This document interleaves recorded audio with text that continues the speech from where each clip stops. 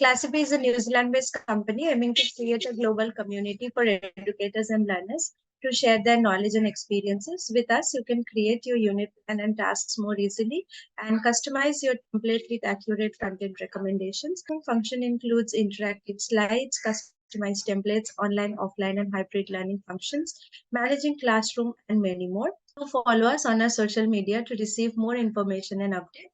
Moving on to the issuance of certificates. Certificate of attendance will be issued to those attending the live session uninterrupted until the end. The feedback form will be sent to the chat box. You need to complete and submit it to get the certificate. We take 14 working days to issue certificates. Now, let me welcome our esteemed workshop facilitator, Dr. Georgina Longley. Georgina is more than just an educator. She is a passionate advocate for classics and education. She brings a wealth of experience to the table, having taught at both university and school levels. Her journey in education has led her to the current role as an independent tutor and writer, where she continues to inspire and empower students with her knowledge and enthusiasm. She firmly believes that education is a catalyst for positive change, a force capable of shaping a better world and a safer world. So, without further ado, let's welcome Georgina. Georgina, you can start your session and you can share your screen as well. Thank you. All the best. Thank you. Thank you very much, Sahili, for that lovely introduction. It's great to be here. Thank you, everyone, for coming. It's great to see everybody and nice to see some friendly faces I've seen before. Hello. So I'm really looking forward to today. Thank you so much, Classcipe, for asking me to host this. It's very exciting because it's a subject I'm very passionate about, and I hope today to offer you some of my thoughts on this and how you can bring this into your schools, and also bring my subject into it and how and why I think this offers some very interesting ways of reflecting on this topic. I'm just going to share my screen with you all. Has that worked okay? I hope everyone can see that all right. Okay, so without further ado, I will get started. Thank you again. It's great to be here. So, cultural competency, and as you see, I call it ancient food for modern thought. So I'm bringing in my love of classics, but also to, I hope, shed some light on this topic that I think is so very important and that I'm very passionate about. So a bit of interaction to start off, get us thinking. What are the first words that come to mind when you hear the phrase cultural competence? Okay, you've got 1 minute starting now. Off you go. I look forward to hearing your ideas. Great. Okay, we've got some great ones coming in. Super. Thank you, Elena and Amani so far. Yep, and Tara, thank you. Great. Brilliant. Fantastic. Good. I love these ideas. Keep them coming. So let's run for just a few seconds longer. We've got some great ideas here. Thank you. Okay, I shall declare time up at this point. You're all absolutely spot on. All brilliant ideas. Cultural beliefs, absolutely. I love international mindedness. Thank you, Peter Thompson. The awareness of your place on a more global stage, and awareness of the diversity of the world, and an appreciation of that. Appreciate others from different cultures. We've had from Chaitali in the chat. Absolutely. I like awareness with responsibility very much. Thank you, Emmanuel. That's really good. Open-mindedness. Amani, you've said respect, awareness, tolerance. All great, and a lot of you have said respect. Values, absolutely. An appreciation of others. Being aware of different cultures, brilliant. And aware of cultural values. Okay, and also Elena, you mentioned language. Absolutely, is very much key to sort of understanding the diversity of this wonderful world we live in. You're all absolutely bang on. These are very much the concepts associated with cultural competence. Okay, thank you very much. So let's move on. So I've given you here the definition from the Child Welfare League of America, and you've covered pretty much everything in it. The ability of individuals and systems to respond respectfully and effectively to people of all cultures, classes, races, ethnic backgrounds, sexual orientations, and faith or religions in a manner that recognizes, affirms, and values the worth of individuals, families, tribes, and communities, and protects and preserves the dignity of each. So now, why does all this matter? I believe it's very important for creating, it's essential for the learning environment. It's important to create mutual respect in the learning environment in the classroom, because that's a safe learning environment in which every child feels that they fit, they belong, and they can learn confidently and happily. It's an environment enlightened and enriched through dialogue. I think, as you all see, I believe dialogue and constant discussion about this are very key in raising awareness and fostering tolerance. And only by this, if we have learners who feel safe, who are respectful, and who are courageous in standing up for all these values, can we have learners who want to make a difference in the world and desire to. So this is why I believe it matters. Okay. So what are my objectives today? How to reflect and encourage a reflection upon cultural competence, and how to incorporate this into our schools and classrooms. So I think we've got a very good definition and idea of what it is now, but how do we promote dialogue and encourage interaction and to talk about this openly? Because I feel that is essential. So my argument for you today is as follows. By encouraging pupils to see cultural difference as different ways of being human and expressing our humanity, rather than as barriers or markers of difference, I believe cultural competency can become an enriching celebration of diversity, but alongside the all common need to appreciate what it is to be human, to respect human individuality. I don't believe that celebrating difference is incompatible with us not losing sight of the core idea of what it is to be human. And I think that's very much important to cultural competence and fostering it. So where we go next? So you're probably thinking, now, why are you turning to the ancient world? This all happened a very long time ago, and are you just going off on one? Well, I do love classics, that's true, as Sir Healy told you, but I do believe it can prompt some very relevant reflections and discussion points for us. So I want to share that with you today. They comment upon similar issues. They thought very much about the interaction between cultures and what it meant to be human, and what strong relationships and friendships looked like. And I'd like us to look at those today. They've also got some very interesting insights into how prejudice can develop. And I don't think you can start breaking it down until you understand how it develops. One thing that was extremely prominent in the ancient world, and I think this is very key to the reflection upon these issues and then breaking down prejudice, is reflection on ethics, values, and debate. Essentially reflecting on what it is to be human, what we need as human beings, and the values that, whatever our differences, bind us as human beings and that we all need in fostering good relationships with one another. Essentially, it comes down to values and being human. So, on to our first reflection in a moment. What problems can we face in achieving cultural competence? And I've asked you to draw it. I don't mind how you do this. It could be a diagram illustrating how it can be blocked, how it can be destroyed, or you might want to think, what would this look like in a classroom? So you're completely free to take this in whatever way you like.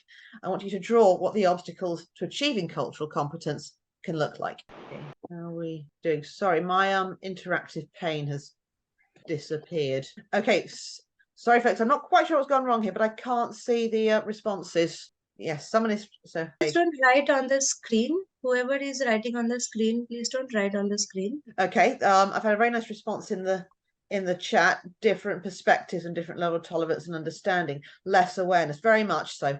I agree completely about awareness. I still can't. I'm sorry, Sahili, I still can't see the response pane, but that's a very good response. Awareness is so important. Totally agree. Got some more responses in the chat here. Thank you. Yeah, initiate the conversation. I really like that, Jyoti. Thank you very much. And I totally agree. Conversation is very important because conversation and awareness inevitably go hand in hand. Of course they do. Thank you very much. Good. Leadership. Yes, that's a really good response too. Someone that has to be prepared to initiate the conversation and guide it. So initiate conversation equals awareness. I think this is all very important. Okay, have we any more responses for the moment? Okay, oh, I've got some responses in the chat. Let me have a look. School policy, yes, limited exposure, absolutely. I like that. Fixed mindset and misconception regarding other cultures very much. I think that's an excellent response, Elena. Thank you. And that's something I want to be talking about later. Very much, I think you are completely right there. Okay, so I shall move on now. Thank you very much for all those ideas. Absolutely brilliant. Super. Okay, so I've got my first passage from the ancient world for you now, which I'm going to read to you. Now, if he should be required to contend with these perpetual prisoners in evaluating these shadows in light of what he had seen, would he not provoke laughter? And would it not be said that he had returned from his journey from the world above the cave with his eyes ruined, and that even attempting to ascend beyond was not worth it? And if it were possible to lay hands on and to kill the man who tried to release them from their darkness and lead them up, would they not kill him? They certainly would, he said. Okay, what I simply just like, what are your reactions to this slide? What reflections does this prompt? It's not directly on cultural competency, but it's certainly very much about this idea of opening your mind to new ideas and taking a more tolerant and broader approach to what you see. So I would like your thoughts. I'll give you about a minute to have a think and let me know what you think in response. I'll keep the chat open here and have a look. Refresh my page. So is that for me? Yeah, sorry. Okay, right. Okay, is that better for everybody? It was for the attendees, but it's okay. Okay, sorry. Yeah. Sorry, I thought that was for me, just in case it had gone blank for someone. Okay, thank you. Okay, has anybody got any thoughts on the comment here? Okay, what I will do is I will give you my thoughts on why this can help us reflect upon cultural competence. And then if you've got anything further to add, please do so in the chat. I'd love to hear your ideas. So critical reflection, this is Plato. This is the famous cave passage from the Republic. And what he's saying here very much is that if people become, someone mentioned mindset in the chat, I can't remember who that was, fixed mindset. And that's absolutely what he's arguing against here. If you become fixed in your own mindset, you become afraid of learning something new. You become afraid of the unfamiliar. And what Plato was very much about, I didn't always agree with what he said. He could say some very strange things indeed, but he was very much about this reframing of human thinking so that understanding is about embracing new and trying to make sense of it and understanding it and taking a positive approach to it, not being so afraid of it someone suffers. Plato is, of course, very much thinking of his master Socrates in this passage, but it's not to be feared. So a big important part of fostering cultural competence is encouraging a critical thinking that causes understanding to flourish, embraces an open mindset that is about promoting cultural understanding. And I think these are very important steps to achieving cultural competence. Some of you responded in the chat. I like this. Amani says, true, learning or even unlearning. Absolutely. Breaking down what you think you know. I think that's very, very important. So Elena, might I read your response? Because I like this a lot. Would that be all right? Thank you. So she says, it suggests the two worlds as there's a journey to the other world. This is also associated with negative connotations, killing and not worth this. This suggests neglecting any other ideas that are not alike. Absolutely it does. And this is very much what Plato is saying is wrong. If you keep rejecting ideas, you end up with a very narrow mindset that ultimately proves dangerous. And someone is going to suffer for it. Someone is not going to feel either like they belong or they're going to suffer more dreadfully. So thank you very much. Those are excellent comments. So this is my first ancient reflection that I'd like to offer to you today. So we're inevitably going to come to Socrates because, Armani, you mentioned learning and unlearning. And Socrates was very much about unlearning in order to learn something new, in order to embrace new ideas. Socrates was a real nuisance to the citizens of Athens because he advocated an approach that critically examined established thinking, established values, accepted views and definitions. Critical discussion and reflection was very much where he was coming from. And I think his model is a great one for structuring our dialogue on cultural competence in schools and breaking down the stereotypes and promoting the understanding we want. So it's key to breaking down stereotypes. It's key to promoting understanding, but it's also key to breaking down entrenched barriers, of which the world has very often witnessed the terrible consequences of failing to do so. Okay, so dear Socrates. Oh, let's skip a slide there. No, I have not. Okay, an insurmountable barrier. So what happens when the barrier seems to be impossible to break down? For if it were proposed, this is from an ancient text, to all nations to choose which seemed best of all customs, each after examination would place its own first. So much or so well is each convinced that its own are by far the best. When Darius was king, he summoned the Greeks who were with him and asked them for what price they would eat their fathers' dead bodies. Their answered that there was no price for which they would do it. Then Darius summoned the Indians called the Calatii, who eat their parents, and asked them for what price would they be willing to burn their fathers after death. The Indians cried aloud that he should not speak of such a horrid act. So firmly rooted are these beliefs, and it is, I think, rightly said by Pindar that custom is lord of all. So we were talking just now about entrenched barriers and entrenched thinking. And so some questions I'd like to ask you on this passage are, and to have a think, what does the previous passage show us about how and why prejudice arises? I'd like to think about how this can be a barrier to achieving cultural competency. And I'd like to hear your ideas on what approach you would take to breaking it down, encouraging a more cooperative dialogue. This one clearly ended in the two sides having to go their separate ways, and they weren't going to agree. So I'm going to give you a minute to have a think about these three questions in light of the passage I've just shown you, and I'd love to hear your thoughts, and then I will address them as I see them. Thank you very much for all your contributions so far. They've been really great. So off you go. Oh, Priya, hi. Okay. Hi. Would you like to comment? Please do. Yeah. So I think social conditioning has a lot to do with it about how prejudice arises, because I think research has shown that till a certain age, children are, they come with prejudices, don't like really arise in their mind until they start interacting with, more family members or more members of society, their classmates, and then it could be social media. So I think, so a lot of it has to do with society and the society that a person lives in at that given point in time about how prejudice arises, I think. Absolutely. No, I completely agree with you there. Thank you for that excellent insight. Indeed, you grow up with these practices, it becomes an entrenched mindset, and therefore, how do you get past breaking that down? And as you say, thank you for mentioning social media, because that obviously is going to reinforce it, because rather than necessarily, when you see opinions you don't like, you either ignore them or you rail against them, or you tend to develop a confirmation bias. You look for posts and stories that affirm what you already think, don't you? So thank you for mentioning that. And Elena, thank you very much for your remark again too. Absolutely. I love this. Understanding and exploring different cultures in literature as it's a mirror of life. I think absolutely. So the more one reads, the more one has the tools to break down these barriers and gain a different perspective. Thank you very much. What else have I got? Difference in opinion, perception. I'm just going to read another remark here. Yeah, I think, Jyoti, what you were saying was about difference in perception is encouraging people to understand different perspectives, not just say what their perspectives are, understanding the reason behind it and seeing that they are basically doing similar things from different perspectives and angles is absolutely key. I thank you very much for all those comments. Is there anything else? Thank you again. Traveling and meeting different people, engaging in difficult conversations.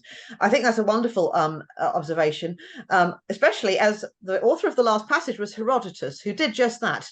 He was a great ancient traveler, and he talked to lots of people from lots of different cultures. And although his work is fundamentally explaining Greek victory in the Persian Wars, when you look at the way he talks about very different practices, he's not biased, he's not judgmental about it in the way that one might have expected him to. So absolutely, I think the more experience of different cultures and more talking about them is absolutely key. Okay, so right, so it's very much about finding a common ground. And I'm going to read a passage to you now, and I think it's a wonderful one for understanding how connection can happen across what appears to be an insurmountable divide. So it's actually taken from Homer, it's actually taken from the Iliad. So two heroes meet on the battlefield and they decide not to fight each other. So I'm going to read it to you now. You are an old friend of my father's house and family. Great Oeneus once entertained Bellerophon for 20 days, and the two exchanged presents. Oeneus gave a belt rich with purple, and Bellerophon a double cup, which I left at home when I set out for Troy. Henceforth, however, I must be your host in Argos and you mine in Lycia. And if I should ever be there, let us avoid one another's spears, even during a general engagement. So with these words, they sprang from their chariots, grasped each other's hands, and plighted or pledged their friendship. So how does this passage reveal the importance of being able to find and connect through friendship across barriers? I'd love to hear your thoughts on this. This is very much rooted in the ancient Greek practice of xenia, where if you had if somebody had done you a good, no matter what their background, you were obliged to honor that and respect it. So I think it's a very one to prompt interesting discussion here. I'm happy for if anyone would like to come in. May I? Yes, Priya, please do. Yeah. George, it sounds more like they're pushing something under the rug. It sounds like they're not really addressing the issue. That was my interpretation of the passage. Okay. Like, like let's just keep it civil is what I understood from the passage. Okay. Maybe my interpretation is wrong, but to me, it I think it's a very I think it's a very understandable interpretation, and so I can see why you think that. But I think they're, rather than pushing it under the rug, they're setting it aside because they've realised there's something more important than the conflict going on around them. Their houses have an obligation of friendship to each other, and they have, because of the kindnesses they've done each other in the past, and they've decided to put that above fighting each other. Yes, it's not stopping the war that's going on, but for the moment they are happy. They think it's more important to say, I remember what we've done for each other. I remember how good we've been to each other. And that right at this moment in time is more important than the war. We're not going to raise our spears to each other. So whilst I completely understand why on first glance it looks like that, knowing the practice of Xenia, there is more to it than that. But I completely understand where you're coming from, if that makes sense. They are deciding to put the good values that bind them in obligation above the war happening around them. So, and I've had some great comments in the chat here about yes, resolving issues, absolutely. And here's this from, this is looking good. Oh, thank you, Mensa. Building common ground by actively listening, understanding cultural nuances, embracing open-mindedness, sharing common interests, asking questions. This is a great response, recognizing non-verbal cues and approaching interactions with humility. Absolutely, thank you very much. So next, breaking barriers. And I'd just like to pause here to read a passage to you from, I'm afraid it's Socrates again, but I think this is one of my favorite passages from, and I think it's really, really important on this issue of cultural competence, although not directly dealing with it.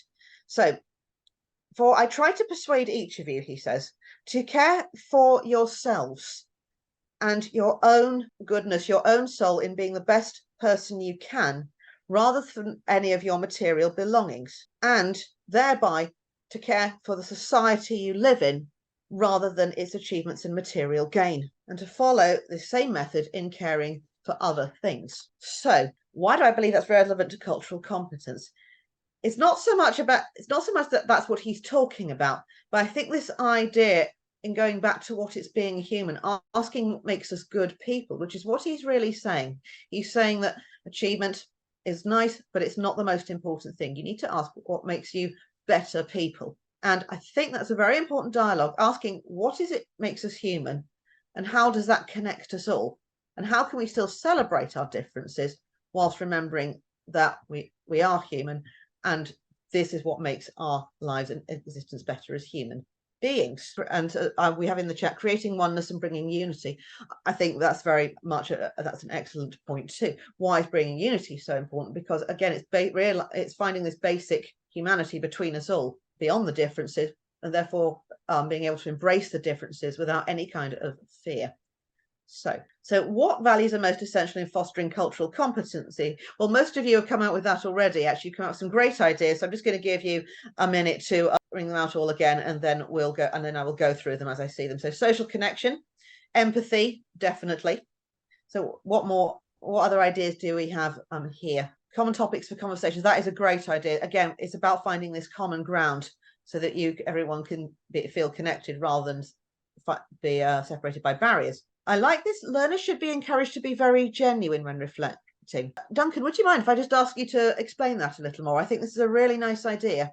Would that be all right? If you're happy to just expand on that. If you'd rather not, that's okay. But I think that's a great idea, encouraging an honesty of approach. I think that's super. So respect, honesty. I think they're all very important. But we've got more coming through in the chat. Absolutely, realising how we learn. And learning from your mistakes is key to combating intolerance. I agree, Priya, thank you. So a lot of people have gone for respect, gone for honesty. I think that's very important too. Did anyone go for all of the above, or would say they're all equally important, or do we think they must come in a certain order? Okay, would anyone like to come with some ideas? Okay, cool, thank you. Reflecting at every step, definitely. Knowledge and understanding of local and global context. Well, absolutely. We go back to the cave, don't we? Well, it's very much you become entrenched in the local concept, in the local mindset, the local setting. You don't look at the world around you, and you don't necessarily see beyond that narrow, those narrow confines. Cool. Okay. So what makes us human? So I've got some keywords here that I think would prompt discussion if you were bringing this into a lesson, say, or if perhaps you're bringing this into a staff forum where you were discussing maybe your school policy on cultural competence or how to foster it. Kindness, respect, safety, connection, and happiness. You could take each concept in turn. You could ask people to draw a chart on how they connect to each other, which comes first, which one leads to the other.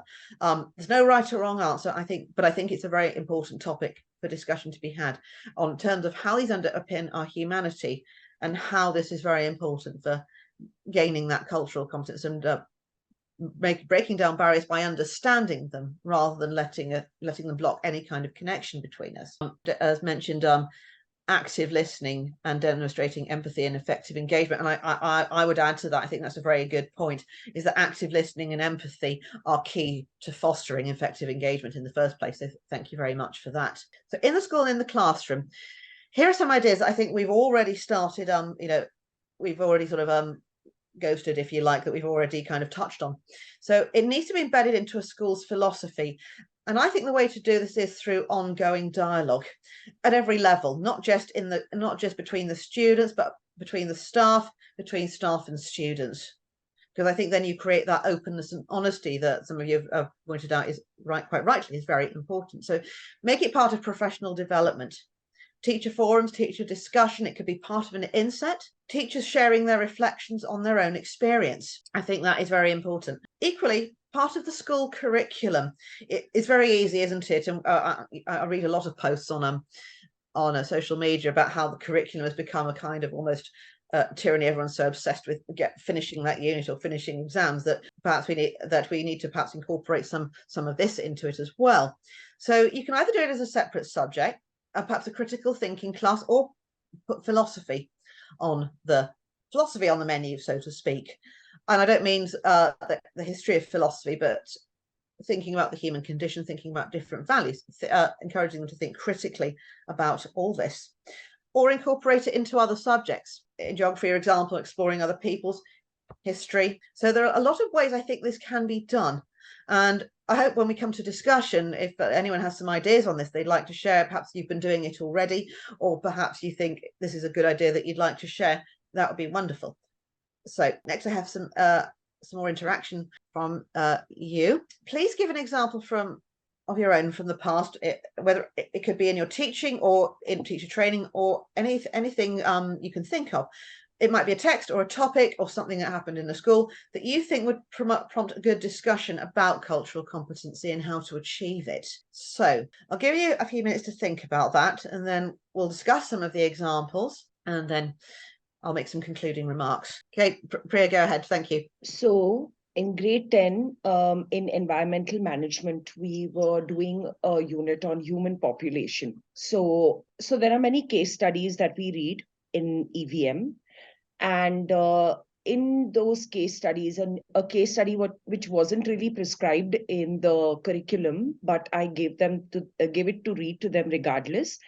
It was about how the Thai people brought down the population in Thailand because there was a population explosion in Thailand, and how they coped with it. So the case study basically talked about how the Thai people included a sense of fun rather than making these stringent government policies that were actually carried out in other countries, where the policemen and the statesmen and politicians used to distribute, family birth control devices in say street corners and all of that, so they actually, and so I got it back to the context in an Indian context. I mean, how comfortable or how acceptable would that idea be of public figures actually doing this so openly? So we talked about different contexts and different settings, and how, so there was a really nice discussion I saw there, like how people think differently in different countries. Yeah. and context. Thank you. That's an excellent example, and I think it shows the importance of openness and discussion. Absolutely, that's a great one. Thank you very much, Priya. Super. And I'm just looking at the other contributions now. Create classroom environment that expects and values students' background. That's a brilliant idea, Rainey. And I think therefore encouraging dialogue about students where they come from is a brilliant way to foster it as well. The monkey's paw. Elena, could you say a little bit about that for us? That would be great. It's not a text I'm so familiar with. I've heard of it, but I'd like to hear more about it. Is that all right? Yeah, sure. It's a short story. It's a short story that basically explores one of the traditions that people believe that a monkey's paw actually brings good luck and anything can actually happen. So the whole story actually explores that and to what extent the characters actually believe in it. My student thought I'm doing it actually now with grade 9 because we're exploring cultural beliefs and values. So we explored what are our cultural beliefs and systems. And then we went through different texts. We use short poems and stories in order to explore what are the authors or the creators' beliefs towards their own culture, what is their perspective. And then we're going to contrast it to what extent do people still believe in these old superstitions to a certain extent in regards to the scientific and technological development, because sometimes when people travel from a place to place, their own cultural beliefs and their own cultural system changes. So to what extent does that actually happen? Okay. Yeah, I think that's brilliant. That's a really lovely example. Thank you very much. Okay, thank you all for your lovely insights. So I'm just going to make a few concluding remarks now. I've really enjoyed today. Thank you very much all for your brilliant contributions and comments. I hope it has been interesting. I think we've got a very good working definition of it. I think we've got some wonderful ideas about how to bring it to a wider audience in our schools and make sure it becomes part of our school that's there to stay. Another value I would add is resilience, which may sound like an odd one, but I think it is very important because it'll be very easy, I think, to avoid the awkward conversation, to think, oh, this is going to cause conflict. But actually, the best way to avoid conflict is to be brave enough to have that conversation in the first place. So I would definitely add resilience to the values that we have been discussing today. I think honesty is brilliant. Respect is essential too. So thank you very much. Oh, sorry, I don't want to miss something in the chat. Okay, so thank you very much. I look forward to some more discussion in a moment. So without further ado, any questions? I had a question. Cool. George, I wanted to know, when we talk about cultural competence, we talk about, being accepting and respecting different cultural beliefs.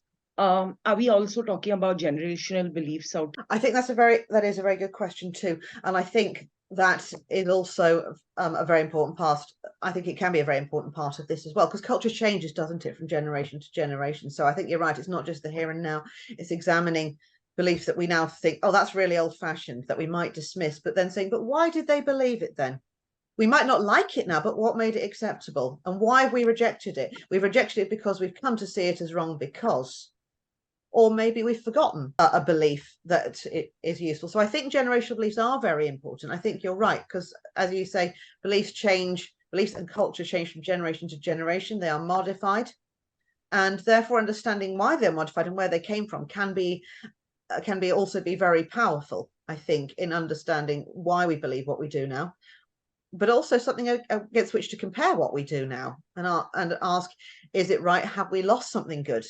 So this is why I'm very, I find this interaction with the past very important in different generations, because it'd be very easy to say, oh, we've moved on, but equally, have we perhaps thrown the baby out with the bathwater a generation ago? And there are things we can learn from exploring beliefs of the past, understanding why we've rejected the ones that are no longer acceptable, but equally saying that's something we've forgotten. Why was that believed? So I think critical engagement across different generations is very important. Does that answer your question, Priya? Yeah, but I also have like a follow-up question to that. Like, sure. I mean, because when we talk about, a cultural competence, we talk about acceptance as like the cornerstone.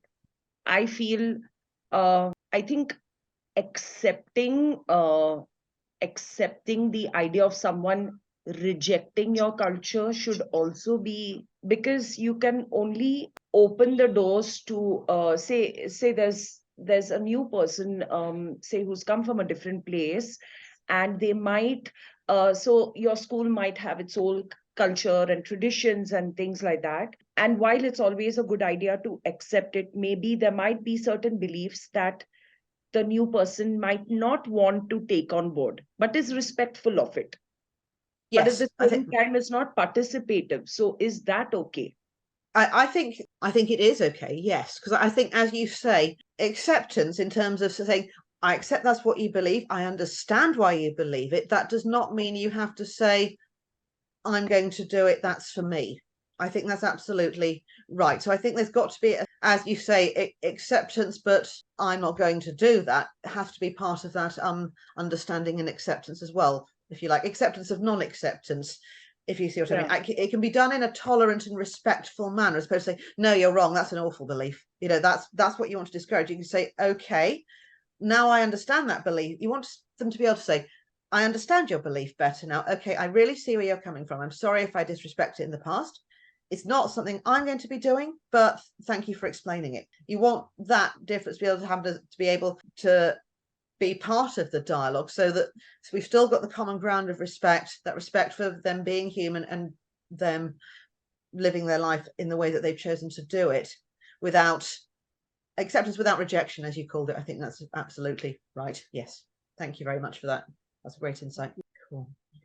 Any further questions? Just to say, I'm sorry, I've got one more example from the ancient world before I start harping on. But in the critical discussion class I was hosting for some of my students, I gave them a passage that was talking about history as being like medicine. And you might think, okay, that's a bit strange, but it was quite interesting. It broke down this idea of medicine as examination, reflection, diagnosis, application. And it was talking about using history like that, in a way of sort of looking at our past mistakes, identifying what they are, reflecting upon them, thinking about how to solve them, and then applying it in our own generation to solve them. And whatever you think of it, they thought it was quite an interesting, quite impressive. And when I asked them to put a date on it, they said, oh, it's got to be modern, right? It's certainly at least later than the Enlightenment. And when I pointed out it was written 2,200 years ago, they were a bit shocked. And I said, wow, that's so relevant. And I said, yes. So this is kind of feeding into what Priya was saying, is that there are so many rich things we can learn and apply from the past. Even if we reject some of the things they did, or say we're no longer doing that, there are some of the ways they reflect, some of the ideas they have, that we can engage with and interact with and apply to our own setting. Food for thought. Any other questions? Elena, may I read your comment in the chat? I think that's a very pertinent observation. It would be really exciting to see teachers' reflection. To what extent does the school's designed curriculum promote diversity in cultures? That's a very interesting point. But then, does anyone have any thought about how one would embed that in the school's curriculum? I'm thinking through school assemblies, and say if there's a school newspaper, I'm guessing, then you celebrate different days, like people belonging to different nationalities and celebrating all of those different days.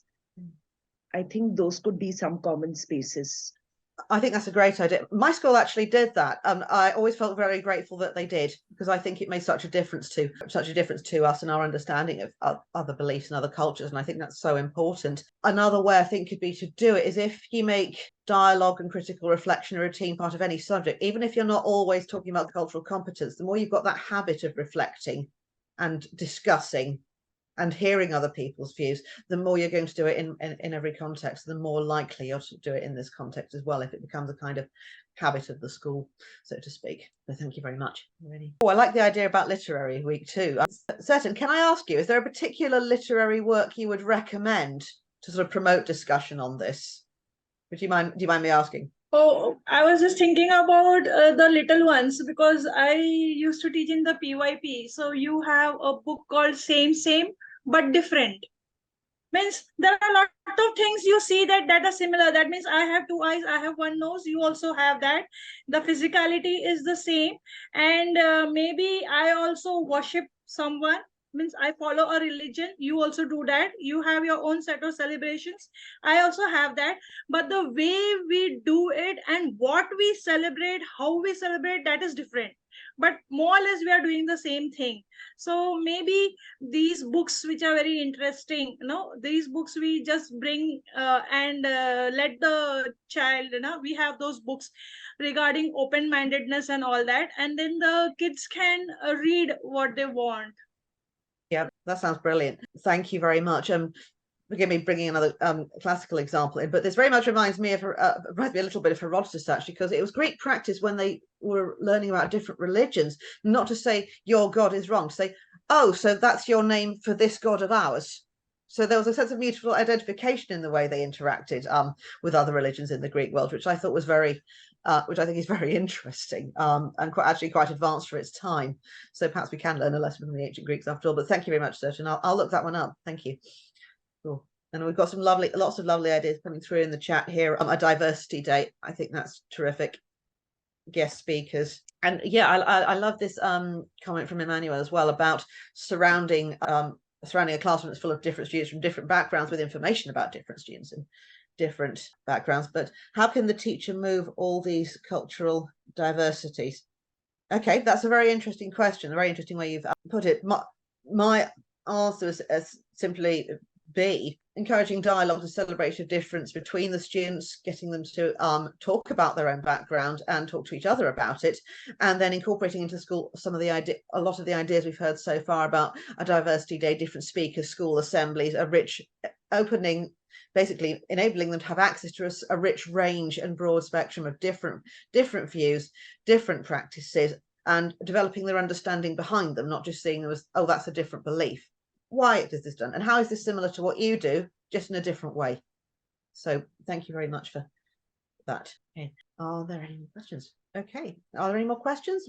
Very happy to answer them, and thank you for all your contributions already. I think we've not been a really great dialogue throughout the session, actually, not just sort of me presenting and then you having questions. So thank you for that. That's what I really wanted, was an interactive session throughout, and then lots of thought-provoking discussion at the end. Folk tales, that's a great idea too. It's that, and that's really good as well, because I mean, I'll ask Priya to comment in a moment, because I think she's made a very good point here. But what's very interesting is I've done a comparative mythology with my students sometimes, and one thing they find really interesting, when you look at the myths that are common to different cultures, and you say, well, what does this tell us about sort of us as human beings? Why are they common to all cultures? I think that's a really important question to ask.